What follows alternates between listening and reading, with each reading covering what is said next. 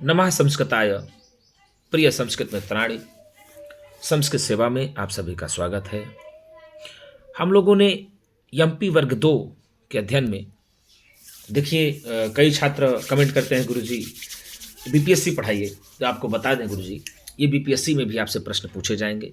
निश्चिंत होकर के, ये नहीं हम आपको एमपी वर्ग 2 पढ़ा रहे हैं तो आप कहते हैं गुरुजी बीपीएससी भी पढ़ाइए और पढ़ाइए, यूजीसी भी पढ़ाइए। तो देखिए ये बीपीएससी में भी पूछे जाएंगे प्रश्न, एमपी वर्ग 2 में भी पूछे जाएंगे प्रश्न, और लगभग ऑल एग्जामों में प्रश्न पूछे जाते हैं वेद भाग से। यदि आपके बीपीएससी में वेद भाग है, आप पढ़े ही, प्रश्न कई प्रमुखता से पूछे भी गए हैं, तो आपको वेद भाग को पढ़ने के लिए या बीपीएससी के लिए भी है वीडियो, एमपी वर्ग के लिए भी वीडियो है, ठीक है ना। अभी परीक्षा एमपी वर्ग की लगी हुई है, इसलिए हम उसका नाम ले लेते हैं कि ये एमपी वर्ग 2 के लिए परीक्षा है। आपको बता दें ये वीडियो है, लेकिन ये एमपी वर्ग 2 के लिए वीडियो नहीं है। केवल ये वीडियो आपको बता दें गुरुजी, ये एमपी के लिए भी है और आपको बीपीएससी के लिए भी है, यूजीसी के लिए भी है। ये आप यदि पढ़ते होंगे तो ये प्रश्न हम यूजीसी के उठा रहे हैं। जितने भी प्रश्न हैं आपको हम हाई लेवल के प्रश्न उठा करके बता रहे हैं, लेकिन प्रयास हम करते हैं कि आपको संपूर्ण जानकारी आपको एक एक पार्ट में हम देते हैं। हाँ, बीपीएससी की क्लास यदि 10-20 छात्र हो जाएंगे तो हम बीपीएससी की क्लास आगे चलाने का सोच रखे हैं, और बीपीएससी की क्लास में हम आपको पढ़ाएंगे भी, अच्छे से पढ़ाएंगे, पूरा विस्तार से पढ़ाएंगे और डिस्क्रिप्टिव पढ़ाएंगे, पूरा एक एक ग्रंथ आपको अध्ययन कराएंगे बीपीएससी के लिए। तो बीपीएससी वाले निश्चित रहें, आपको चिंता नहीं करनी है। आगे जैसे ही एमपी वर्ग समाप्त होता है वैसे हम बीपीएससी में आकर के उतर जाएंगे। बीपीएससी इसलिए अभी थोड़ा सा धीमा चल रहे हैं कि बीपीएससी जो है थोड़ी सी प्रक्रिया लेट हो सकती है बीपीएससी की, इसलिए जो एग्ज़ाम हमारे पास सामने है पहले उन छात्रों को विशेष ध्यान देते हैं। लेकिन आप एक बात ये भी रखिए, ये चाहे आप बीपीएससी दे रहे हो चाहे एमपी वर्ग दे रहे हो, नाम एमपी वर्ग का जा रहा है ज़रूर, लेकिन ये दोनों के लिए वीडियो आपको रामबाण साबित होगी। तो हम लोगों ने वेद की प्रश्नोत्तरी कर लिया है, और वेदांगों की प्रश्नोत्तरी कर लिया है, आरण्यक और ब्राह्मणों की भी प्रश्नोत्तरी कर लिया है, ब्राह्मण और आरण्यक की भी प्रश्नोत्तरी कर लिया है, और उपनिषद की प्रश्नोत्तरी आज हम लोग करने जा रहे हैं। किसकी भैया? उपनिषद की प्रश्नोत्तरी हम लोग करने जा रहे हैं। यदि आपने अभी तक वेदों की प्रश्नोत्तरी को नहीं देखा है तो हमारे संस्कृत सेवा चैनल पर जाएं और वेदों की प्रश्नोत्तरी को आप देख सकते हैं, वेदांगों की प्रश्नोत्तरी को आप देख सकते हैं, ब्राह्मण आरण्यक की प्रश्नोत्तरी आप देख सकते हैं। मैं वादा देता हूँ, 100% तो नहीं कह सकता, लेकिन 90% आपको वादा देता हूं कि जितना हमने शायद आपको मैटर दिया है उस मैटर से बाहर आपको वेद नहीं पूछेगा, बाहर आपको वेदांत नहीं पूछेगा, ब्राह्मण आरण्यक भी आपको बाहर नहीं पूछेगा। लगभग मैंने आपको सामान्य जानकारी संपूर्ण दे दी है। इसलिए आप यदि वीडियो को अच्छे से पढ़ते हैं तो निश्चित होगा। एक निवेदन और भी है, लाइक और सब्सक्राइब नहीं आ रहे हैं तो आपका भी दायित्व बनता है कि गुरुजी यदि आपके लिए इतना मेहनत करते हैं, गुरुजी यदि आपके लिए इतना परिश्रम कर रहे हैं और फ्री आप कास्ट कर रहे हैं, तो गुरु दक्षिणा के रूप में आप कम से कम लाइक और सब्सक्राइब तो कर ही सकते हैं। इतना तो आपको करना ही चाहिए हमारे दृष्टिकोण से। यदि आपको नहीं लगता, आपको वीडियो अच्छी नहीं लगती, ये भी बात है, यदि आपको वीडियो अच्छी नहीं लगती तो आप बिल्कुल ना करिए। हम आपको ज़बरदस्ती नहीं कह रहे हैं, आपको अच्छी नहीं लगती आप पढ़िए। हमारा उद्देश्य है आप मास्टर बन जाएं, और आप मास्टर बन जाएंगे तो संस्कृत का नाम होगा, संस्कृत का विकास होगा। मेरी वही गुरु दक्षिणा है, मेरी वही गुरु दक्षिणा है। मुझे कुछ नहीं चाहिए, क्या चाहिए? भगवान ने दे दिया है, हम जहाँ पर हैं खुश हैं, हमको दे दिया है, आगे भी हम जाएंगे, अच्छी जगह पर पहुँच जाएंगे। तो ये क्रम है, लगा रहेगा। और आपको हम बताएं कि ये पढ़ने और पढ़ाने का जो क्रम है मेरा लगा रहेगा। मन समर्पित, तन समर्पित और यह जीवन समर्पित, चाहता हूँ मैं संस्कृत को और भी कुछ क्या दूँ। गुरुजी यदि थोड़ा सा भी मैं दे पाऊंगा अपने जीवन का अंश इस संस्कृत जगत के लिए, आप संस्कृतानुरागियों के लिए, आप संस्कृत प्रेमियों के लिए, तो मैं धन्य हूँ, मैं धन्य हो जाऊंगा। तो इस सोच के साथ मैं ये प्रयास कर रहा हूँ कि जो मेरे छात्र हैं, निर्धन छात्र हैं, बहुत सारे ऐसे छात्र हैं जिनके पास धन की कमी है, धन का अभाव है, तो उनको थोड़ा सा समस्या पड़ जाती है, सामना करना पड़ जाता है कोर्स को खरीदने में या पढ़ने में। तो ये सोच करके हमने ये एक पहल शुरू की है। अब ये पहल कहाँ तक जाती है, आप लोगों को इसको पहुँचाना है। कहाँ तक पहुँचाएंगे? आप लोग ही इसके कर्ता धर्ता, सब कुछ आप लोग ही हैं, क्योंकि आप देखेंगे नहीं, आप इसको पढ़ेंगे नहीं तो ये आगे बढ़ेगा नहीं। तो संस्कृत को जितना ज़्यादा से ज़्यादा हो सके उतना ज़्यादा से ज़्यादा आप सब फैलाएं और सक्सेस हो जाएं। सक्सेस होना ना होना ये जीवन का आधार नहीं है। जीवन का आधार है कि आपने कितना जीवन से सीखा, आपने इस वीडियो से कितना सीखा, आपने अपने आप को कितना इसमें लगाया, और कितना इस वीडियो से या और पढ़ने से आपने कितना अपने अंदर परिवर्तन लाया। मेन पढ़ने का उद्देश्य ये है मित्रों। जीवन में परीक्षा का क्रम तो चलता ही रहेगा, किसी को नौकरी मिलती है, किसी को नहीं मिलती, तो नौकरी जीवन नहीं है, मैं बार बार ये कहता हूँ। लेकिन अध्ययन यदि ज्ञान है आपके पास गुरु, तो विद्या नाम रस्वपमधिकम प्रच्छन्न गुप्तम धनम, विद्या भोग करिए सासु करिए विद्या गुरु नाम गुरु। तो डरना नहीं है गुरु जी, आपको सब कुछ मिल जाएगा। आज हम लोग उपनिषद की प्रश्नोत्तरी करेंगे, तो लेकिन एक बात बार बार कहता हूँ, कि सब्सक्राइब लाइक जरूर करिए। हाँ, हो सके कमेंट भी आप करिए। यदि मान लीजिए मेरे मुख से कुछ गलत निकल गया हो, कोई वर्ड गलत निकल गया हो, आपके दृष्टिकोण में लगता है कि गुरुजी ने इसको बता दिया है और इसका उत्तर तो ये होगा, बाद में आप आक्षेप करें गुरुजी आपने ये पढ़ा दिया था, हमने मान लिया था, तो इसका उत्तर मैं ये लगा के आया हूँ, तो वो आपका उत्तर गलत हुआ तो मेरा भी उत्तर गलत हो गया। तो ऐसा आप बाद में नहीं कहिएगा, आप पहले शिकायत करिए। यदि आपको डाउट होता है तो एक बार आप शिकायत जरूर करिए, आप कमेंट जरूर करिए कमेंट बॉक्स में गुरुजी कि गुरुजी इसको कैसे देखा जाए। तो आपके साथ हम क्या है उसको बैठ करके और दोनों लोग मिल करके उसको समझौता कर लेंगे, अच्छे से उसको देख लेंगे कि हाँ ये हो सकता है उत्तर, तो खोज खाज के हम लोग उसका समुचित निदान कर लेंगे पूर्व में ही, तो कोई घटना होने ना पाए। घटना के पूर्व ही यदि हम सचेत रहेंगे तो हमारा एक अच्छा जीवन बन पाएगा। तो आपको पता है व्यर्थ में भी आपको नहीं करना, केवल सार्थक, ये नहीं कि अब आप निरर्थक ही कमेंट करना शुरू कर दें, ये गलत बात है। सार्थक में आपको चलना है, क्योंकि भाई साहब भरा पूरा कोई नहीं है, सब अधूरे हैं। हम तो भाई बहुत अधूरे हैं, आप सब की कृपा है, भगवान की कृपा है कि आप सबके लिए थोड़ा सभी प्रयत्न हम कर पा रहे हैं। ये तो आप सब की कृपा है, भगवान की कृपा है। हम अभी अधूरे हैं, हम अपने आप को पूरा कभी नहीं मानते। इसलिए आइए हम लोग अब सीधे करते हैं उपनिषद की प्रश्नोत्तरी। तो पहला प्रश्न है, उपनिषद शब्द का अर्थ है। उपनिषद शब्द का क्या अर्थ है? क्या महाविद्या है, क्या आत्मविद्या है, क्या सर्ग विद्या है, क्या अग्नि विद्या है? भाई साहब सीधी सीधी बात होगी कि उपनिषद शब्द का जो अर्थ जाएगा वो आत्मविद्या में ही जाएगा। किसमें जाएगा गुरुजी? उपनिषद शब्द का अर्थ आत्मविद्या ही होता है। आप उत्तर भी लगाएंगे। अब आइए उपनिषद के बारे में हम संक्षेप में जानकारी प्राप्त कर लेते हैं।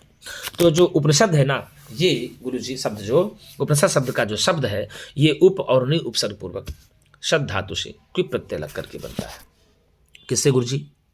उप क्या हुआ? उप और नि उपसर्ग पूर्वक, उप और नि उपसर्ग पूर्वक सद धातु से। किस धातु से? सद धातु से क्विप प्रत्यय लग करके। कौन सा प्रत्यय लगता है? क्विप प्रत्यय लग करके ही उपनिषद बनता है। ठीक है ना? उपनिषद शब्द कैसे बना? उप उपसर्ग पूर्वक, नि उपसर्ग पूर्वक सद धातु से क्विप प्रत्यय लग करके उपनिषद बनता है। क्या बनता है? ये शब्द लिखा है, उपनिषद बनता है। और उपनिषद शब्द का अर्थ देखिए, अब देखिए यहाँ उप जो है ना, उप, यहाँ उप का अर्थ होता है समीप में। क्या होता है? उप का अर्थ क्या होता है? समीप गुरुजी। और नी का अर्थ क्या होता है? तो नी का अर्थ बता दें गुरुजी आपको, निश्चय या निष्ठा पूर्वक होता है। नी का अर्थ क्या होगा? निश्चय या निष्ठा पूर्वक, निश्चय या निष्ठा पूर्वक, निश्चय या निष्ठा पूर्वक। ठीक है, निश्चय या निष्ठा पूर्वक होता है। सद मतलब बैठना होता है, सद मतलब बैठना होता है। देखिए एक बात तो स्पष्ट हो गई, उप मतलब समीप, नी मतलब निश्चय या निष्ठा पूर्वक, सद मतलब बैठना। तो भैया समीप, निश्चय, निष्ठा पूर्वक बैठना, तो किसके पास बैठना? प्रश्न उठेगा, किसके पास बैठना? तो गुरु के पास बैठना, गुरु के समीप बैठना। तो जब तुम्हारी गुरु के प्रति निष्ठा होगी, जब तुम्हारे संस्कृत के प्रति निष्ठा होगी, जब तुम्हारे संस्कृत के प्रति अभिलाषा होगी, तो तुम निश्चय करोगे। क्या करोगे? निश्चय करोगे। और जब तुम संस्कृत के प्रति अभिलाषित तो होकर के निश्चय करोगे, तो स्वाभाविक है किसी ना किसी के पास जाओगे। तो गुरु के समीप गए, और गुरु के समीप जब गए तो कुछ पढ़ने के लिए गुरु के पास बैठना पड़ेगा। क्या करना पड़ेगा? बैठने के लिए। उपनिषद का कितना अच्छा कॉन्सेप्ट है गुरुजी, बैठना पड़ेगा।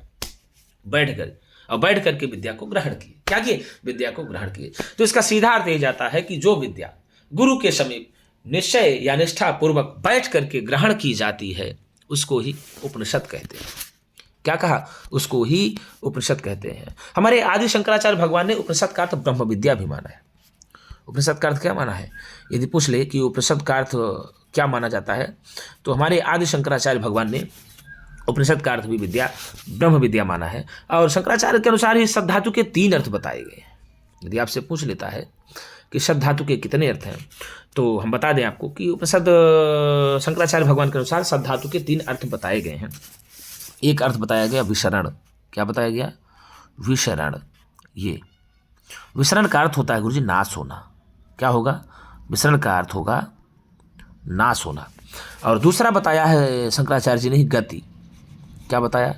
गति। अब गति का अर्थ जानना है। अब आप जानते हैं पाना या जानना होगा, पाना या जानना होगा। गति का अर्थ क्या होगा? पाना या जानना होता है। और अवसादन का अर्थ शिथिल होता है। तीसरा अर्थ है अवसादन। तीसरा अर्थ क्या है गुरु? सद धातु का अवसाधन, अवसाधन ये। तो यहां पर उपनिषद का जो सद धातु है जाना या पाना, तो देखिए स्वाभाविक है, आप गुरु के समीप जब जाओगे तो कुछ न कुछ पाओगे। बिन गुरु हो ही न ज्ञान प्रभु, बिना गुरु के इस जगत में ज्ञान नहीं होता। गुरु का अर्थ ही होता है गुरु जी, गु मतलब अंधकार होता है, अरु मतलब रोते यति, अर्थात जो अंधकार को संपूर्ण प्रकार से विनष्ट कर दे वही गुरु है। गुरु का काम क्या है? अज्ञान रूपी ज्योति को दूर करके प्रकाश रूपी ज्ञान को प्रकाशित करना ही एक गुरु का लक्षण होता है। गुरु का लक्षण होता है गुरु की यही तो। गुरु ऐसा 3 लोक नवखंडों में गुरु सा बड़ा न कोई, इस जगत में गुरु से बड़ा कोई नहीं है। इसलिए कहा जाता है गुरु ब्रह्मा गुरु विष्णु गुरुर्देवो महेश्वरा गुरु साक्षात परम ब्रह्म तस्मै श्री गुरुवे नमः। इसलिए गुरु की इतनी महत्ता है गुरु जी। तो गुरु के ऊपर आपको पूरा निष्ठा होनी चाहिए, आपको पूरा विश्वास होना चाहिए। गुरु के ऊपर यदि आपने निष्ठा कर लिया, विश्वास कर लिया, तो गुरु जी निश्चित है कि आप उपनिषद के समीप पहुंच जाएंगे, उपनिषद के समीप पहुंच जाएंगे। तो उप का मतलब हुआ समीप, नि का अर्थ हुआ निश्चय या निष्ठा पूर्वक, और शब्द का अर्थ हुआ बैठना।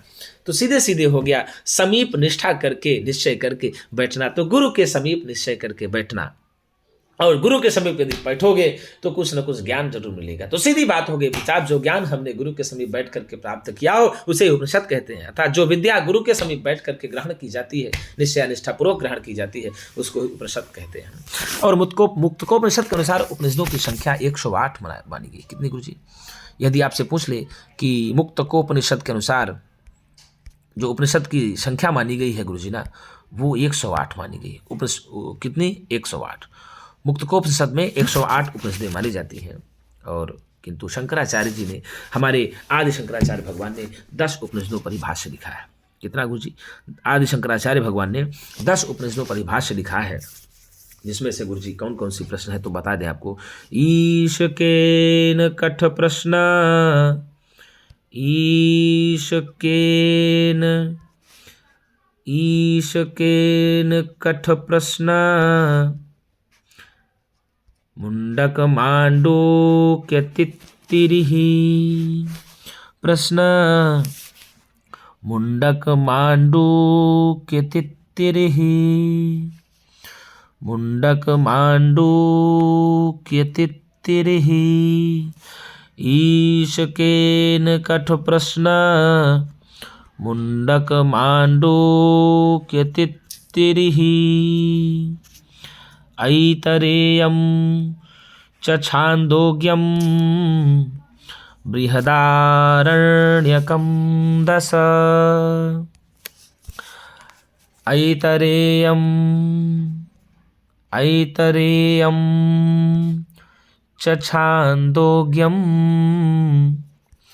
बृहदारण्यकं 10, ईशकेन कठ प्रश्न, मुंडक मांडूक्य तित्तिरिहि, ऐतरेयं च छान्दोग्यं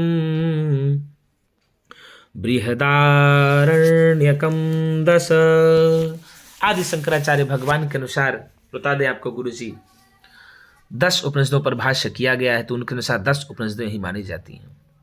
और जो 108 उपनिषदें हैं आपको बता दें तो ऋग्वेद में जो है गुरु जी 10 उपनिषदें मिलती हैं। कितनी मिलती हैं? ऋग्वेद में 10 मिलती हैं, और शुक्ल में 19, शुक्ल यजुर्वेद में 19 मिलती है। और कृष्ण यजुर्वेद में यदि बात की जाए, कृष्ण यजुर्वेद में गुरु जी 32 उपनिषदें। कितनी? 32। और सामवेद में यदि बात किया जाए गुरु जी तो 16, और अथर्ववेद में यदि बात किया जाए, अथर्ववेद में यदि बात किया जाए तो 31। तो देख लीजिए, ऋग्वेद में 10, शुक्ल यजुर्वेद में 19, कृष्ण यजुर्वेद में 32, सामवेद में 16 और अथर्ववेद में 31 उपनिषदें। तो कुल मिलाकर के 108 उपनिषदें होती हैं। सर्वाधिक उपनिषदें कृष्ण यजुर्वेद में पाई जाती हैं, 32 उपनिषदें। कितनी? 32 उपनिषदें। और सबसे कम ऋग्वेद में पाई जाती हैं, 10 उपनिषदें। तो ऋग्वेद में 10, शुक्ल यजुर्वेद में 19, कृष्ण यजुर्वेद में 32, सामवेद में 16 और अथर्ववेद में 31 उपनिषदें प्राप्त होती हैं। तो इस प्रकार से 108 उपनिषदें मुक्तकोपनिषद के अनुसार प्राप्त होती हैं। और उपनिषदों की संख्या गुरु जी हमने आपको पहले बता दिया 10 है। भगवान शंकराचार्य जी के अनुसार, अर्थात भगवान शंकराचार्य जी का जो भाष्य है वो 10 उपनिषदों पर ही मिलता है, तो उसके अनुसार 10 ही माना जाता है। ईश केन कठ प्रश्न मुंडक मांडोक्य तित्तिरिहि ऐतरेयं च छांदोग्यम बृहदारण्यकम 10। और बता देना, इनके अतिरिक्त भी जो है कौशिक की उपनिषद हो गई, श्वेताश्वतर उपनिषद हो गई, मैत्रायणी उपनिषद भी प्राचीन उपनिषदें मानी जाती हैं। और आपको बता दें, उपनिषद का शांति पाठ है ऋग्वेद में, जो ऐतरेय और कौशिक उपनिषद का शांति पाठ है वांग में मनसी। कौन सा है गुरु जी? ऐतरेय और कौशिक उपनिषद का शांति पाठ होता है वांग में मनसी। और शुक्ल यजुर्वेद के जो ईशावास्य उपनिषद है और बृहदारण्यक उपनिषद है, इसका है ओम पूर्णमदः पूर्णमिदं पूर्णात् पूर्णमुदच्यते पूर्णस्य पूर्णमादाय पूर्णमेवावशिष्यते। कृष्ण यजुर्वेद का गुरुजी कठ उपनिषद और तैत्तिरीय उपनिषद का शांति पाठ है ओम सहनाववतु सहनौ भुनक्तु सह वीर्यं करवावहै तेजस्विनावधीतमस्तु माँ विद्विषावहै। सामवेद में गुरुजी केनोपनिषद हो चाहे छंदोपनिषद आप्यायन्तु करके आता है, और अर्थात में वेद में आता है प्रश्न मुंडक में भद्रम कर्णेभिः शृणुयाम, ये आता है। ठीक है ना। अब यदि ऋग्वेद के उपनिषद की बात किया जाए, किसकी बात किया जाए, तो ऋग्वेद के उपनिषद प्राप्त होते हैं गुरुजी। आपको एक एक वेद का उपनिषद हम बता देते हैं। जो ऋग्वेद का उपनिषद होगा, कौन से वेद का? ऋग्वेद। तो ऋग्वेद में गुरुजी 2 उपनिषद प्राप्त होती, ऐतरेय और कौशिक उपनिषद। कौन सा? ऐतरेय और कौशिक की उपनिषद ऋग्वेद में मिलती है। कौन सी? ऋग्वेद में ऐतरेय और कौशिक की उपनिषद मिलती हैं। अब शुक्ल यजुर्वेद में, किसमें गुरुजी? शुक्ल यजुर्वेद में भी उपनिषद बता दें। ईशोपनिषद, क्या कहा? ईशोपनिषद। शुक्ल यजुर्वेद में ईशोपनिषद हो गई गुरुजी, और बृहदारण्यकोपनिषद। कौन सी? बृहदारण्यक। ये तो शुक्ल यजुर्वेद में ईशावास्योपनिषद और बृहदारण्यकोपनिषद, ये शुक्ल यजुर्वेद की उपनिषद है। और इसमें ही कृष्ण की बात कर दिया जाए, कृष्ण भैया, कृष्ण यजुर्वेद की यदि बात किया जाए तो इसमें गुरुजी आपको बता दें, तैत्तिरीय मैत्रायणी कठ, क्या कहा? तैत्तिरीय उपनिषद, ये तैत्तिरीय है। ठीक। कठ, कठोपनिषद है। कौन सी? कठोपनिषद है। मैत्रायणी, मैत्रायणी उपनिषद है। तैत्तिरीय, मैत्रायणी और कठोप, श्वेताश्वतर भी है। कौन सी? यदि आपसे पूछ ले, श्वेताश्वतर भी है कृष्ण यजुर्वेद की। महानारायणी उपनिषद, महानारायणी।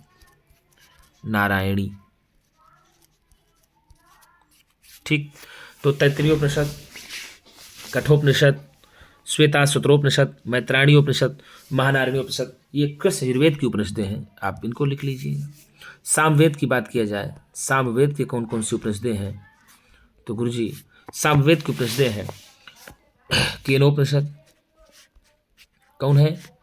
केनोपनिषद और छांदोग्योपनिषद, छांदोग्योपनिषद, छांदोग्य उपनिषद। तो केनोपनिषद, छांदोग्य उपनिषद ये सामवेद की हैं।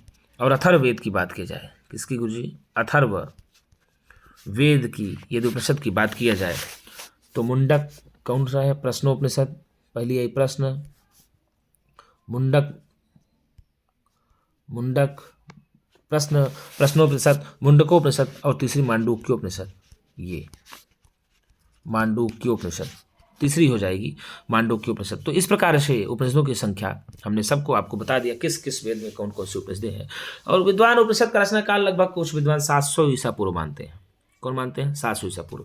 और बाल गंगाधर ने, तिलक ने ज्योतिष के आधार पर ही उपनिषद का रचना काल 1600 ईसा पूर्व के बीच माना है। कितने भैया? 1600 ईसा पूर्व के बीच माना है। यदि आपसे पूछ ले कि ऐतरेय उपनिषद का ब्रह्म वाक्य क्या है, तो प्रज्ञानम ब्रह्म है। क्या है गुरुजी? ऐतरेय उपनिषद का ब्रह्म वाक्य है प्रज्ञानम ब्रह्म। क्या है गुरुजी? प्रज्ञानम ब्रह्म।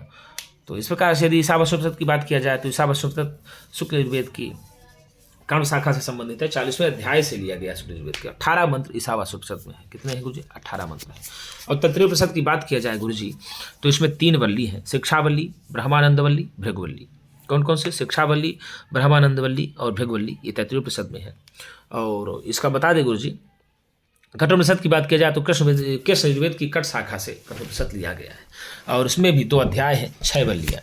कठोपनिषद में 2 अध्याय 6 वल्लियाँ हैं और प्रत्येक अध्याय में 3 खंड हैं। कितने हैं? 3 खंड हैं। तो यम और नचिकेता के बारे में यहाँ पूरी कहानी दी गई है। यम नचिकेता से 3 वर मांगता है कठोपनिषद में। और श्वेताश्वतरोपनिषद की बात किया जाए तो श्वेताश्वतरोपनिषद में 6 अध्याय हैं। कितने अध्याय हैं? 6 अध्याय हैं। और बृहदारण्यकोपनिषद की बात किया जाए तो बृहदारण्यकोपनिषद में भी 6 अध्याय हैं। कितने अध्याय गुरु जी? बृहदारण्यकोपनिषद में भी 6 अध्याय हैं। कितने? 6 अध्याय हैं। और मैत्राणी उपनिषद कृष्ण यजुर्वेद की मैत्राणी शाखा से संबंधित होती है। किससे गुरु जी? कृष्ण यजुर्वेद की मैत्राणी शाखा से संबंधित होती है। और महानारायण उपनिषद में गुरु जी बता दें कि द्रविड़ के अनुसार 64 अनुवाक हैं और आंध्रों के अनुसार 80 अनुवाक प्राप्त होते हैं। ठीक है ना? कृष्ण यजुर्वेद से यह संबद्ध होता है महानारायण उपनिषद। और इसमें बता दें गुरु जी तैत्तिरीय आरण्यक का 10म प्रपाठक है। ठीक है ना? और कर्नाटकों ने 74 अनुवाक माने। कितने अनुवाक? और छांदोग्य उपनिषद सामवेद का उपनिषद है। किसका गुरु जी? सामवेद का उपनिषद छांदोग्य उपनिषद है। और छांदोग्य उपनिषद में 8 अध्याय हैं। कितने गुरु जी? 8 अध्याय हैं। और केनोपनिषद भी सामवेद का ही उपनिषद है और जैमिनी शाखा से संबंध सामवेद का होता है। इसमें 4 खंड होते हैं केनोपनिषद को। और तबलकारोपनिषद भी केनोपनिषद को ही कहते हैं। तबलकारोपनिषद भी केनोपनिषद को ही कहते हैं। उमा हेमवती का आख्यान जो पता चलता है वह यही पता चलता है, केनोपनिषद में ही पता चलता है। और प्रश्नोपनिषद को बता दें, यहाँ अथर्ववेद की पिपलाद शाखा से संबंधित प्रश्नोपनिषद है। और यहीं पर ही बता दें आपको सत्यकाम और जाबाली की कथा का भी पता चलता है। तो ओम की उपासना और उसका रहस्य क्या है, उसके ध्यान से किस लोक की प्राप्ति होती है, यह सब यहीं प्राप्त होता है। और आपको बता दें मुंडकोपनिषद जो है यह अथर्ववेद की शौनक शाखा से संबंधित होती है। किससे संबंधित है? शौनक शाखा से। 3 मुंडक है इसमें और प्रत्येक मुंडक में 2-2 खंड हैं। 33 मुंडक के अध्याय है मुंडकोपनिषद में और प्रत्येक मुंडक के 2-2 खंड हैं गुरु जी। और ये उपनिषद में ब्रह्म ने अपने पुत्र अथर्वन को ब्रह्म विद्या का उपदेश दिया है। किसमें? मुंडकोपनिषद में। ठीक है ना गुरु जी? और इसमें बता दें गुरु जी द्वा सुपर्णा सयुजा सखाया यहीं से लिया गया है। और मांडुक्योपनिषद लघुकाय सबसे छोटा उपनिषद मांडुक्योपनिषद है। कौन सा है गुरु जी? यदि आपसे पूछ ले कि सबसे छोटा उपनिषद कौन सा है तो मांडुक्योपनिषद है गुरु जी। और इसमें कुल 12 वाक्य हैं। मांडुक्योपनिषद में कितने हैं? 12 वाक्य हैं। और यह गद्यात्मक है। क्या है? गद्यात्मक है। इस मांडुक्योपनिषद में ब्रह्म की 4 अवस्थाओं के बारे में चर्चा की गई है। कितने अवस्थाओं के बारे में? ब्रह्म की 4 अवस्थाओं के बारे में चर्चा की है। ब्रह्म की 4 अवस्थाएं हैं। आपको बता दें जागृत क्या है? ये जागृत, स्वप्न, जागृत, स्वप्न, सुषुप्ति, सुषुप्ति, जागृत, स्वप्न, सुषुप्ति और तुरीय। ये ब्रह्म की 4 अवस्थाएं हैं। मांडुक्योपनिषद में ही पता चलता है। और सबसे छोटा उपनिषद है। क्या है? सबसे छोटा उपनिषद। ओम की मात्रा ही होती है आ उ मा, ये ना होती है। ओम क्या है? ओम कैसे बनता है? आ उ मा बराबर क्या हुआ? ओम बना। तो आप ये जो आ है जागृत है, ऊ स्वप्न और माँ सुषुप्त तुरीय दोनों है। तो इस प्रकार से हो जाता है। तो जागृत जो है वैश्वानर है। ठीक है? इसका विषय ही है स्थूल भुक्त स्थूल होता है। और स्वप्न का तेजस है, इसका विषय भी होता है प्रविभुक्तुक सूक्ष्म होता है। और माँ सुषुप्ति है और तुरी भी है प्राज्ञ और आनंदभुक अवर्णनीय भी हो जाता है। तो इस प्रकार से उपनिषद की हम लोगों ने थोड़ी सी संक्षेप में जानकारी ली। अब उपनिषद की हम लोग प्रश्नोत्तरी भी देख लेते हैं। तो उपनिषद शब्द का अर्थ है, लगभग आप कर ही लेंगे तो आत्मविद्या हो जाएगा। उपनिषद का अर्थ क्या हो जाएगा गुरु जी? आत्मविद्या। ज्ञान कांड इनका विषय है। ज्ञान कांड किसका विषय है? यदि आपसे प्रश्न पूछ लेता है कि ज्ञान कांड किसका विषय है तो गुरु जी ज्ञान कांड क्या शुक्ल यजुर्वेद का विषय है, क्या प्रतिशाख्य का विषय है, क्या उपनिषद है, क्या ब्राह्मण ग्रंथ है? तो ज्ञान कांड उपनिषद का विषय है। ज्ञान कांड किसका विषय है गुरु जी? उपनिषद का विषय है। वेद में भी प्रातिशाख्य होते हैं और ब्राह्मण ग्रंथ होते हैं। वेद है, वेद के ब्राह्मण है, वेदांग है, फिर ब्राह्मण है, फिर आरण्यक है, फिर उपनिषद है। तो वेद की प्रत्येक शाखा से जो संबंधित होता है उसको प्रातिशाख्य कहते हैं। आइए अब सुमेलित करने वाला हम लोग देख लेते हैं कौन सा सही होगा सुमेलित करने में। तो देखिए क्या दिया गुरु जी? सुमेलित करें। क्या कह रहा है? सुमेलित करें। प्राचीन गद्योपनिषद है। प्राचीन गद्योपनिषद कौन सा है? तो गुरुजी प्राचीन गद्योपनिषद है बृहदारण्यकोपनिषद है। तो आप का को 2 लिखेंगे। क्या लिखेंगे? 2 लिख देंगे। प्राचीन पद्योपनिषद कौन सा है? तो कठोपनिषद है। तो आप इसको कठोपनिषद मिलाएंगे ऐसे, ठीक। तो आप ए लिख देंगे, खा को ए लिख देंगे। उत्तरकालिक गद्योपनिषद है तो प्रश्नोपनिषद है। उत्तरकालिक कौन सा है? तो आप बताएंगे प्रश्नोपनिषद है। तो गुरुजी गा को आप 4 से मिला देंगे। और अथर्वणोपनिषद कौन सा है? तो अथर्वणोपनिषद गुरुजी मुंडकोपनिषद है। तो आप इसको सीधे लगा देंगे, 3 लगा देंगे। 2 1 4 3 कहीं है? हाँ, 2 1 4 3 आपका उत्तर डी चला जाएगा। यदि आपसे पूछ लेता है कि प्राचीन गद्य उपनिषद कौन सा है, तो आप सीधे लगाएंगे बृहदारण्यकोपनिषद है। अर्वाचीन गद्योपनिषद कौन सा है? तो आप लगाएंगे प्रश्नोपनिषद है। और अथर्ववेद का उपनिषद मुंडकोपनिषद पढ़े ही है, प्रश्न मुंडक मांडुक अथर्ववेद का ही है। और तो इस प्रकार से प्राचीन पद्योपनिषद पूछ लेता है तो आप कठोपनिषद लगाएं। तो इस प्रकार से उत्तर आपका डी सही हो जाएगा। आगे देखिए दिया है कि उपनिषदों का प्रथम भाषांतर फारसी भाषा में कब हुआ? उपनिषदों का प्रथम भाषांतर फारसी भाषा में कब हुआ? अब बताइए कब हुआ गुरुजी? तो क्या 15वीं सदी में हुआ, क्या 16वीं सदी में हुआ, क्या 17वीं सदी में हुआ, क्या 18वीं सदी में हुआ? तो गुरुजी ये होगा 17वीं शताब्दी। कब हुआ? उपनिषदों का प्रथम भाषांतर फारसी भाषा में 17वीं शताब्दी में हुआ था। कहाँ हुआ था? 17वीं में हुआ था। आगे दिया कि जिसके द्वारा ब्रह्म की समीपता निश्चित रूप से प्राप्त हो उसे क्या कहते हैं? जिसके द्वारा ब्रह्म की समीपता निश्चित रूप से प्राप्त होती है उसको क्या कहते हैं? क्या वेद कहते हैं, क्या ब्राह्मण कहते हैं, क्या उपनिषद कहते हैं, क्या आरण्यक कहते हैं? तो भैया तो वेद अर्थ का ज्ञान होता है। वेद का अर्थ क्या होता है? ज्ञान होता है। विद ज्ञाने विद सत्तायाम विद लाभे विद विदरणे, इस प्रकार से होता है। तो उपनिषद होगा जिसके द्वारा ब्रह्म की समीपता निश्चित रूप से होती है, उसे ही उपनिषद कहते हैं। अरे भाई पहले ही कह दिया उपनिषद, तो उप समीप में नि निश्चित, निश्चय या निष्ठापूर्वक, शत बैठना। जो विद्या गुरु के समीप निश्चय या निष्ठापूर्वक बैठ करके ग्रहण की जाती है उसको उपनिषद कहते हैं। तो स्वाभाविक है कि इससे ब्रह्म की समीपता निश्चित रूप से प्राप्त होगी। भाई 7 ऊर्ध्वलोक हैं, 7 अधोलोक हैं। भू वह स्व महाजन तपा सत्यम, तल अतल वितल रसातल तलातल महातल पाताल, 7 अधोलोक हैं। तो सत्यम तक की यदि प्राप्त करना चाहते हैं तो गुरु के समीप जाना पड़ेगा, गुरु के समीप निश्चय निष्ठापूर्वक बैठना पड़ेगा। अब बैठ करके जो तुम ग्रहण करोगे विद्या वही उपनिषद विद्या कही जाएगी और ब्रह्म का साहित्य कराती ही, स्वाभाविक है। भगवान आदि शंकराचार्य कितनाम उपनिषदाम भाष्यम कृतवान, भगवान आदि शंकराचार्य ने कितनी उपनिषदों पर भाष्य किया? भगवान आदि शंकराचार्य ने कियतीनाम उपनिषदाम भाष्यम कृतवान, तो भगवान आदि शंकराचार्य ने क्या गुरुजी 7 उपनिषदों पर किया है? क्या 10 में किया है? क्या 13 में किया है? क्या 15 में किया है? तो भगवान आदि शंकराचार्य ने 10 उपनिषदों पर भाष्य किया है। ईश के न कठ प्रश्न मुंडक मांडो क्यतित्तिरिहि ऐतरेयं च छांदोग्यम बृहदारण्यकम 10। तो 10 उपनिषदों पर आदि शंकराचार्य जी ने भाष्य किया है। इसको रट लीजिएगा, इसको रट लीजिएगा। पूछेगा तो बिल्कुल पूछ सकता है, प्रश्न अच्छा प्रश्न है। उपनिषद शब्देह कः धातु अस्ति, उपनिषद शब्द में कौन सी धातु है? क्या सद धातु है, क्या गम धातु है, क्या पठ धातु है, क्या पा धातु है? तो उपनिषद शब्द में सद धातु है और सद धातु का अर्थ होता है बैठना। क्या करना गुरुजी? सद धातु का अर्थ होता है बैठना, उपवेशनम। और सद धातु के 3 अर्थ बताए गए हैं। कितने अर्थ बताए गए हैं गुरुजी? सद धातु के 3 अर्थ बताए गए, हमने आपको पहले भी बताया। गति, अवसादन। कौन कौन से बताया हमने आपको कि गुरुजी सद धातु के 3 अर्थ होते हैं। कितने अर्थ होते हैं सद धातु के? 3 अर्थ होते हैं। कौन कौन से हैं? विसरण, नाश होना, गति, अवसादन। विसरण, गति और अवसादन। यदि आपसे पूछ लेता है कि सद धातु के कितने अर्थ हैं, तो आपको अभी हमने पढ़ाया ही इसी वीडियो में, विसरण, गति, अवसादन। तो हमने तीनों का अर्थ भी आपको बता दिया सीधे सीधे किसका क्या अर्थ होगा। तो विसरण मतलब आप जानते ही हैं, अभी आपको हम क्या बताए हैं। तो आप कमेंट बॉक्स में आप भी कुछ लिखेंगे। विसरण मतलब नाश होना होता है, गति मतलब जानना या पाना होता है, अवसाद मतलब शिथिल होना होता है। तीनों का अर्थ आपको हमने बता दिया। उपनिषदा प्रतिपाद्यते, उपनिषदाः प्रतिपाद्यते, उपनिषदों में प्राप्त होता है। कर्मकांडम, तो भैया कर्मकांड तो यजुर्वेद का काम है।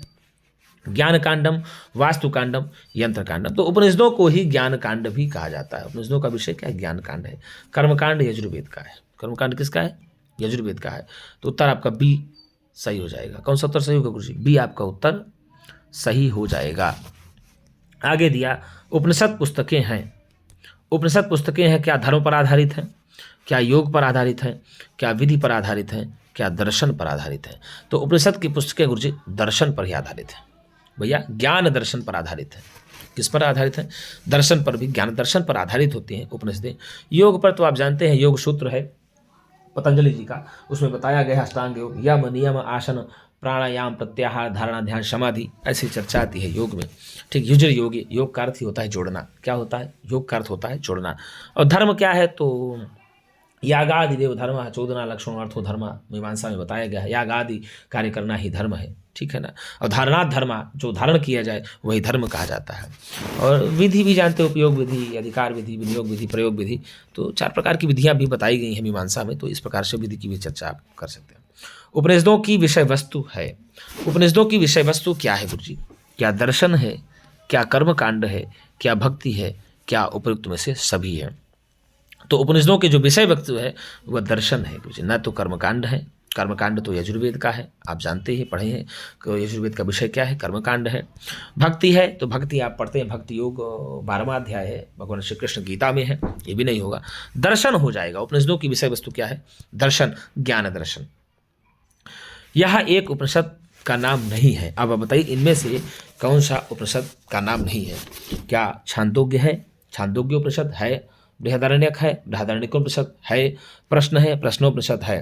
क्या सांख्यायन? तो सांख्यायन नहीं है गुरु जी, सांख्यायन ब्राह्मण है। ऐतरेय सांख्यायन कौशितकी या ऋग्वेदी ब्राह्मण है। क्या गुरु जी? ऋग्वेदी ब्राह्मण है, ऋग्वेदी ब्राह्मण है सांख्यायन। तो आसलायन सांख्यायन, ठीक है ना। तो आपको बता दें ये शाखाएं भी, आसुलायन सांख्यायन मंडूकायन, ये सब प्राप्त उसमें होती हैं। साकल वास्कल आसुलायन सांख्यायन मंडूकायन 5 शाखाएं जो प्राप्त होती हैं ऋग्वेद की।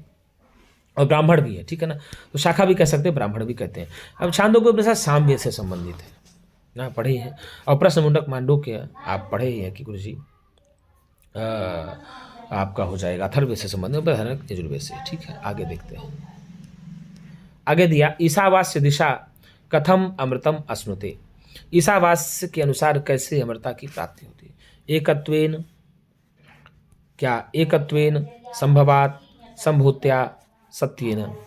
तो भैया ईशावास्यता कथम अमृत अश्नुते, संभूत्या, संभूति के द्वारा। किसके द्वारा गुरु जी? संभूति से हो जाएगा। तो उत्तर आपका सीधे सीधे लग जाएगा गुरु जी, सी। क्या लग जाएगा उत्तर? आपका सी उत्तर सही हो जाएगा। क्या होगा?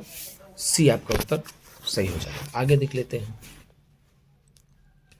आगे दिया है प्रश्न कि गुरुजी मध्याह्न दिन, क्या माध्याह्न दिन शुक्ल यजुर्वेद का अंतिम अध्याय क्या कहलाता है? माध्याह्न दिन शुक्ल यजुर्वेद का अंतिम अध्याय क्या कहलाता है? तो क्या ईशोपनिषद, क्या बृहदारण्यकोपनिषद, क्या कठोपनिषद, क्या प्रश्नोपनिषद? तो क्या कहलाएगा गुरुजी? तो आपको बता दें, ये कहलाएगा ईशोपनिषद। शुक्ल यजुर्वेद के 40वें अध्याय से लिया गया है, कर्मशाखी 40वें अध्याय से लिया गया, माध्याह्न ईशोपनिषद हो जाएगा। प्रश्नोपनिषद अथर्ववेद का है, बृहदारण्यक यजुर्वेद का है। बृहदारण्यकोपनिषद किस वेद का है? तो बृहदारण्यकोपनिषद गुरुजी यजुर्वेद का है। किसका है? यजुर्वेद का। यजुर्वेद में शुक्ल यजुर्वेद का है। कठोपनिषद कृष्ण यजुर्वेद का। प्रश्नोपनिषद अथर्ववेद से ली गई है।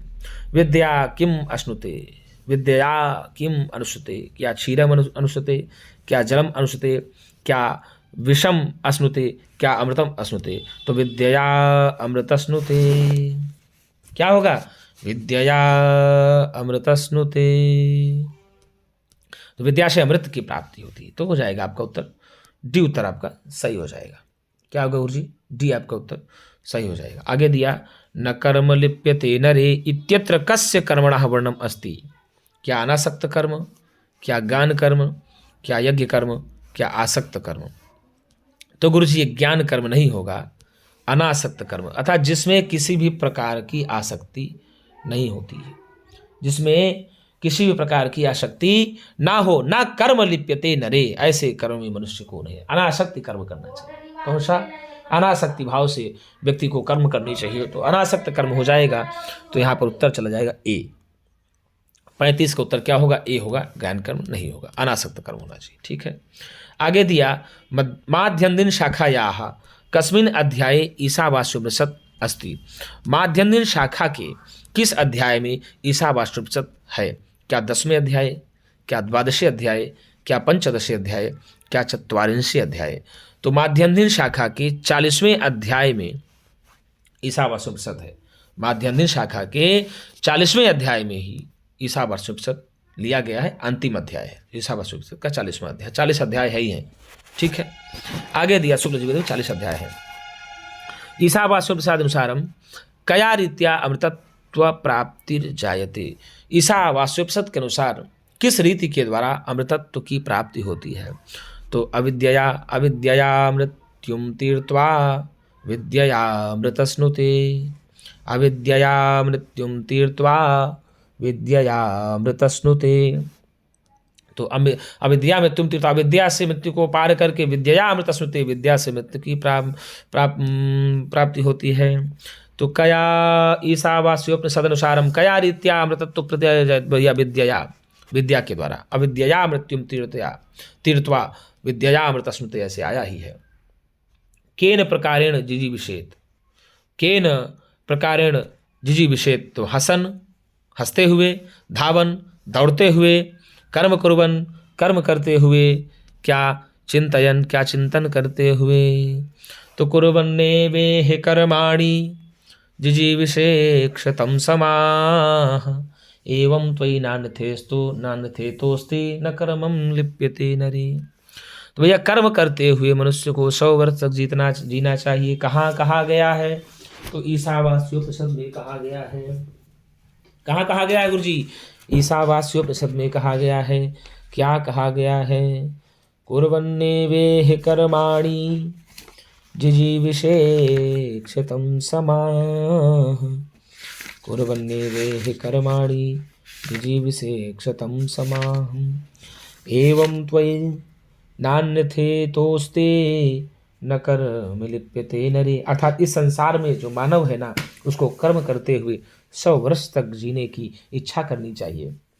इसी प्रकार से जो मनुष्य त्यागमानी होता, तेरे लिए इससे भिन्न कुछ नहीं है, इससे भिन्न कुछ नहीं है जिससे मनुष्य में कर्म लिप्त ना हो। भगवान कृष्ण भी कहते हैं, वैसा कर्मण्येवाधिकारस्ते मा फलेषु कदाचन मा कर्म फल हेतुर्भू संगोस्त्व कर्मणि। गुरु जी भगवान कृष्ण भी अर्जुन को कहते हैं गीता में कि कर्म करना तुम्हारा अधिकार है अर्जुन, और फल की इच्छा करना तुम्हारा अधिकार नहीं है। तो केन प्रकारेण जिजीविषेत, किस प्रकार से मानव को जीना चाहिए? तो भैया कुर्वन्नेवेह कर्माणि जिजीविषेक्षतं, कर्म करते हुए मनुष्य को 100 वर्ष तक जीने की इच्छा करनी चाहिए। ईशावास्योपनिषद में प्रयुक्त सुपथा शब्द का अर्थ है, ईशावास्योपनिषद में प्रयुक्त जो है गुरु जी सुपथा शब्द का क्या अर्थ है? अब बताइए आप, कौन सा अर्थ होगा? सुपथा उत्तरायण होगा, क्या दक्षिणायन होगा, क्या संक्रांति होगी, क्या ग्रहण होगा? तो भैया ईशावास्योपनिषद में सुपथा का अर्थ क्या होगा? तो भैया उत्तरायण होगा। क्या होगा गुरुजी? सुपथा का अर्थ उत्तरायण होगा। तो यदि आपसे पूछ ले कि ईशावास्योपनिषद में सुपथा का अर्थ क्या होगा, तो आपको बताना है गुरुजी उत्तरायण होगा। क्या होगा? उत्तरायण। अग्नेनय सुपथारायस्मान, यही आया था ना, आप पढ़े होंगे ईशावास्योपनिषद में 8वां मंत्र है हमारे हिसाब से, अग्नेनय सुपथारायस्मान, यही मंत्र आया था। आप ईशावास्योपनिषद पढ़ेंगे तो वहाँ दिया है अग्नेनय सुपथारायस्मान। तो यहाँ जो सुपथा का अर्थ है, ये सुपथा का अर्थ जो है गुरुजी, ये यहाँ 18वां मंत्र है, 8वां कह रहा हूँ, 18वां मंत्र है ईशावास्योपनिषद का। तो सुपथा का अर्थ यहाँ उत्तरायण से है। मंत्र है 18वां, अग्नेनय सुपथारायस्मान विश्वानि देव वयुनानि विद्वान् योध्यस्मज्जुहुराणां रुजुहुराणमेनो भूयिष्ठां ते नम उक्तिं विधेम अग्ने नयशुपथाराय यस्मान् विश्वानि देव वयुनानि विद्वान्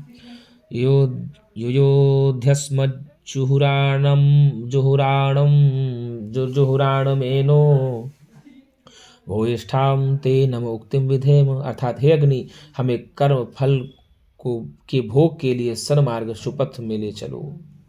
हे देव, तुम समस्त ज्ञान और कर्मों को जानने वाले हो, हमारे कुटिल वंचनात्मक पापों को नष्ट करो। हम तुम्हारे लिए बहुत से नकारात्मक वचन कहते हैं।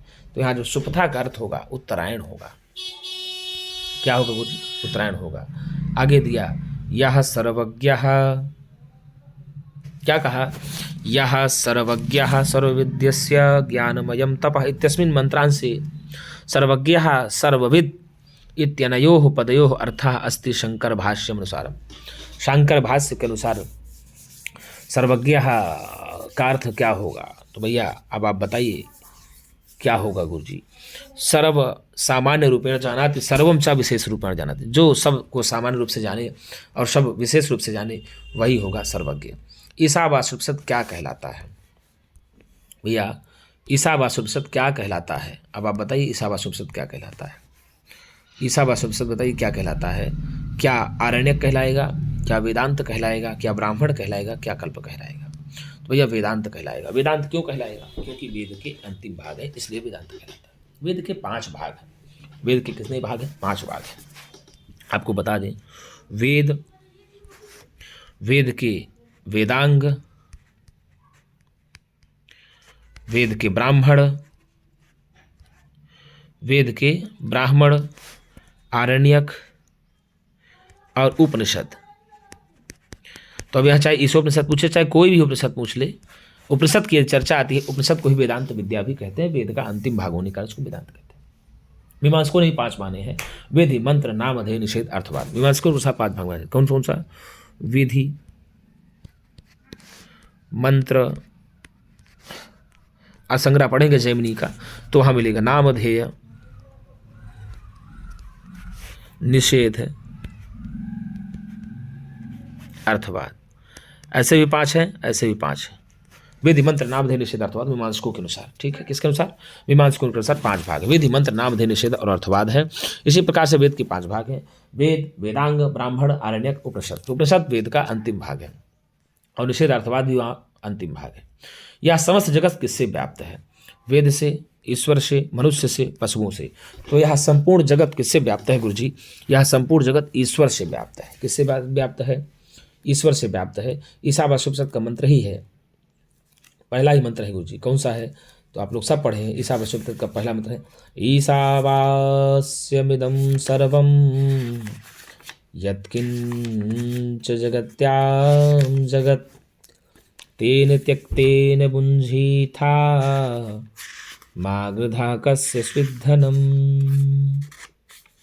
ईशावास्यमिदं सर्वं यत्किंच जगत्यां जगत् तेन त्यक्तेन बुञ्जीथा मा गृधा कस्य स्विद्धनम्। अर्थात यह जो संपूर्ण जगत है ना, पृथ्वी पर जो कुछ भी स्थावर जंगम संसार है, यह संपूर्ण जगत उस परम ब्रह्म परमेश्वर रूप ईश्वर से यह आच्छादनीय है और उसके त्याग और संन्यास से उसके उपभोग का अनुभव करना चाहिए। किसी के धन की आकांक्षा की लालच कभी व्यक्ति को नहीं करनी चाहिए। अर्थात ये संपूर्ण जगत में जो है ईश्वर व्याप्त है। तो ये आपको ईशावास्योपनिषद में दिया गया है और पहला ही मंत्र है ईशावास्योपनिषद का। अविद्या का अर्थ क्या है? अविद्या का अर्थ क्या है? क्या ज्ञान है? क्या गुरु जी ज्ञान है? क्या ज्ञान है? क्या अज्ञान है? क्या कर्मानुष्ठान है? क्या शयन है? तो गुरु जी आप अविद्या का अर्थ क्या लेंगे बताइए? अविद्या का अर्थ क्या लेंगे आप अपने अनुसार बताइए। यहाँ पर तो अज्ञान होगा, ज्ञान होगा, क्या कर्मानुष्ठान होगा, क्या शयन होगा। तो यहाँ पर अविद्या का अर्थ होगा कर्मानुष्ठान। क्या है गुरु जी? अविद्या का अर्थ क्या होगा? कर्मानुष्ठान होगा। ये भी आप ईशावास्योपनिषद में ही जाएंगे तो वही मिलेगा गुरु जी। कहाँ मिलेगा? ईशावास्योपनिषद में ही अविद्या का यहाँ अर्थ दिया गया है कर्मानुष्ठान से दिया गया है। किससे दिया गया है गुरु जी? कर्मानुष्ठान से दिया गया है। तो अविद्या का अर्थ है क्या अज्ञान, क्या ज्ञान, क्या कर्मानुष्ठान, क्या शयन। तो भैया यहाँ कर्मानुष्ठान से दिया गया है। क्या दिया गया है? कर्मानुष्ठान से। अंधम तमः प्रविशन्ति ये अविद्यामुपासते ततो भूय इव ये तमो या उ विद्यायाम रताः। अर्थात जो पुरुष अविद्या कर्म, तो कर्मानुष्ठान हो गया। जो भी पुरुष अविद्या कर्म की उपासना करते हैं, तो अविद्या रूपी कर्म के अनुष्ठान की उपासना करते हैं, अविद्या रूपी कर्म की उपासना करते हैं, वे अविद्या रूपी अंधकार में ही प्रवेश करते हैं। जो भी व्यक्ति अविद्या रूपी कर्म या अनुष्ठान की उपासना करते हैं, वो व्यक्ति अज्ञानांधकार में ही प्रवेश करते हैं। और जो विद्या रूपी देवता ज्ञान की उपासना करते हैं, उनसे भी अंधकार, और जो क्या कहा, विद्या देवता ज्ञान की उपासना करते हैं, वे मानो उससे भी अधिक अंधकार में प्रवेश कर जाते हैं। तो यहाँ अविद्या कार्य होगा कर्मानुष्ठान। क्या होगा गुरु जी? कर्मानुष्ठान। आप जब 9वां मंत्र पढ़ेंगे ईशावास्योपनिषद में तो आपको मिल जाएगा। आपको वही मंत्र दिया, अंधम तमः प्रविशन्ति ये अविद्यामुपासते ततो भूय इव ये तमो या उ शंभु विद्यायाम रताः। जो पुरुष अविद्या रूपी कर्म की उपासना करते हैं, जो रूपी अविद्या रूपी कर्म का अनुष्ठान करते हैं, वे अविद्या रूपी अज्ञान अंधकार में प्रवेश कर जाते हैं। कहाँ? अज्ञान अंधकार में प्रवेश कर जाते हैं। और जो विद्या रूपी देवता ज्ञान की उपासना करते हैं ना, वो तो मानो और उससे अधिक अज्ञान अंधकार में प्रवेश कर जाते हैं, अधिक अंधकार तब में प्रवेश कर जाते हैं। तो यहाँ कर्म अनुष्ठान से तात्पर्य हो जाएगा। अज्ञान रूप घोर अंधकार में कौन नहीं प्रवेश करता? देवता का उपासक, पितरों का उपासक, मनुष्यों का उपासक, परमेश्वर का उपासक। तो अज्ञान रूपी अंधकार में कौन प्रवेश नहीं करता? तो भैया जो उस परम पिता परमेश्वर का उपासक होता है, वो कभी भी अज्ञान रूपी अंधकार में प्रवेश करता ही नहीं है। ठीक है ना? जो परम पिता उस परमेश्वर का उपासक होता है, वह कभी भी अज्ञान रूपी अंधकार में प्रवेश नहीं करता है। ठीक? तो यहाँ परमेश्वर का उपासक जो होगा, परम पिता परमेश्वर का जो उपासक होगा, वो कभी भी अंधकार में प्रवेश नहीं करेगा, अंधकार को पार कर जाएगा। क्या कर जाएगा? पार कर जाएगा। ठीक? आगे दिया, सत्य स्वरूप परमात्मा का मुख कैसे पात्र से ढका हुआ है? सत्य स्वरूप परमात्मा का मुख कैसे पात्र से ढका हुआ है? सुवर्णमय पात्र से, रजतमय पात्र से, ताम्रमय पात्र से, लौहमय पात्र से। तो बता दें आपको, ईशावास्योपनिषद पढ़ेंगे आप गुरु जा करके, हिरण्मयेन पात्रेण सत्यस्यापि हितं मुखं तत्त्वं पोषन्न पावृणु सत्यधर्माय दृष्टये। हे पोषण, पालन पोषण करने वाले भगवान सूर्य, सत्यस्य मुखम हिरण्मयेन पात्रेण आपिहितम, सत्य का मुख सोने के पात्र से ढका हुआ है। इसलिए मुझे सत्यधर्मा के लिए उस आत्मतत्व दर्शन, मुझ सत्यधर्मा के लिए उस आत्मतत्व या परमात्म तत्व का दर्शन कराने के लिए उस पात्र को आप हटा दीजिए, जो पात्र ढका हुआ, तो सुवर्ण में पात्र से ढका हुआ है। तो सत्य स्वरूप परमात्मा का मुख कैसे पात्र से ढका हुआ? तो स्वर्ण में पात्र से ढका हुआ है। 15वां मंत्र जाकर के ईशावास्योपनिषद पढ़ेंगे तो वहाँ दिया ही है, हिरण्मयेन पात्रेण सत्यस्यापि हितं मुखं तत्त्वं पोषन्न पावृणु सत्यधर्माय दृष्टये। इस प्रकार से दिया गया। काण्व संहिता का भाग है ईशावास्योपनिषद, क्या केनोपनिषद, क्या मुंडकोपनिषद, क्या ऐतरेयोपनिषद। तो भैया ईशावास्योपनिषद काण्व संहिता का भाग है। ठीक है ना? माध्यान्हिक शाखा की 40वें अध्याय से लिया गया काण्व संहिता सूत्र। ठीक है? तो केनोपनिषद सामवेद का है, ऐतरेयोपनिषद ऋग्वेद का है, और मुंडकोपनिषद अथर्ववेद का है। ठीक? आगे देख लेते हैं ईशावास्योपनिषद किस विषय से संबंधित है? ईशावास्योपनिषद किस विषय से संबंधित है? अब बताइए आप भैया। क्या कर्मकांड, क्या कहा? क्या कर्मकांड, क्या आचार, क्या अज्ञान, क्या ज्ञान और कर्मनिष्ठा दोनों? ज्ञान कांड और कर्मनिष्ठा दोनों से है। तो गुरु जी ज्ञान कांड और कर्मनिष्ठा दोनों से हो जाएगा। उत्तर आपका डी सही हो जाएगा। अविद्या का अर्थ ईशावास्योपनिषद में क्या है? अविद्या का अर्थ ईशावास्योपनिषद में क्या है? तो क्या ज्ञान है, क्या आत्मा है, क्या वैराग्य है, क्या कर्म है? तो अविद्या कर्म है। क्या है गुरु जी? यहाँ अविद्या का अर्थ है कर्म। क्या है गुरुजी? अविद्या का अर्थ हो जाएगा सीधे सीधे कर्म। क्या हो जाएगा? कर्म। विद्याम चा अविद्याम चा यस्तद्वेदो भयसः अविद्यया मृत्युम तीर्त्वा विद्ययामृतस्नुते। अर्थात कहने का मतलब ये हुआ, जो विद्या और अविद्या दोनों में एक साथ जानता है, जो विद्या और अविद्या दोनों को एक साथ जानता है वह गुरुजी, वह अविद्या